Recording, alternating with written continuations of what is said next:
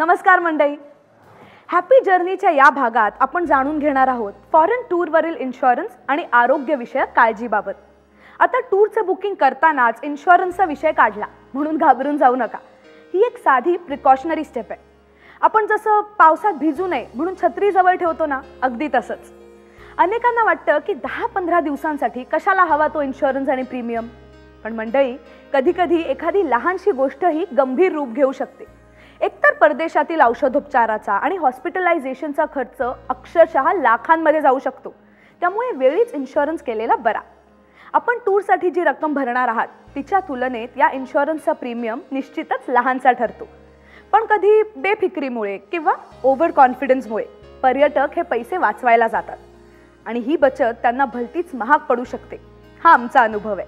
मंडळी, या ओव्हरसीज इन्शुरन्समध्ये परदेश प्रवासातील अपघात, हॉस्पिटलचा खर्च, वैद्यकीय खर्च, तसंच चेक इन केलेलं सामान हरवणं, बॅगेज डिले, सामानाची चोरी अशा अनेक गोष्टींचा समावेश असतो।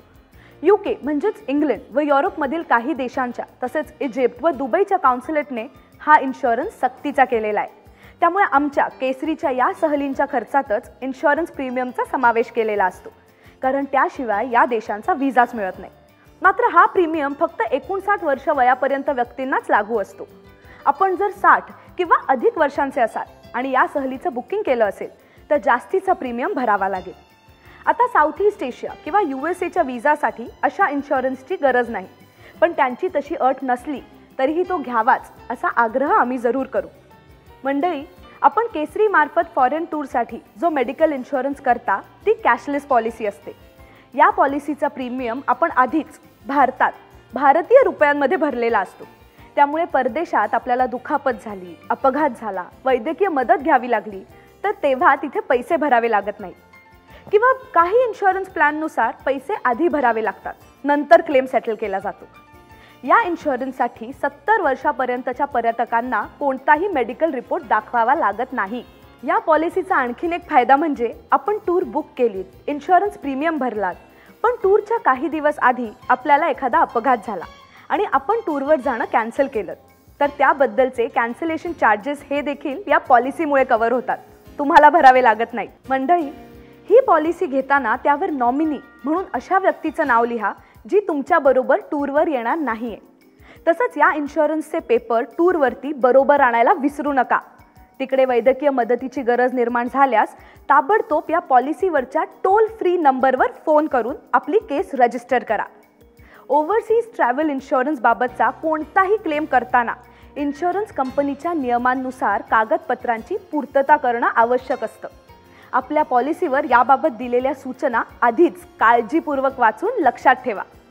मंडळी, अशा प्रकारे ओव्हरसीज ट्रॅव्हल इन्शुरन्सच्या मदतीने आपण अनपेक्षित संकटांपासून वाचण्याची तयारी केली आहे। आता थोडंसं ओळखीच्या संकटांबाबत, म्हणजेच आपल्याला एखादा विशेष आजार किंवा त्रास असेल आणि ज्याचा परिणाम तुमच्या परदेशातील सहलीवर होणार असेल तर कृपया अशा गोष्टीची माहिती आपण टूर बुक करतानाच आम्हाला द्यावी।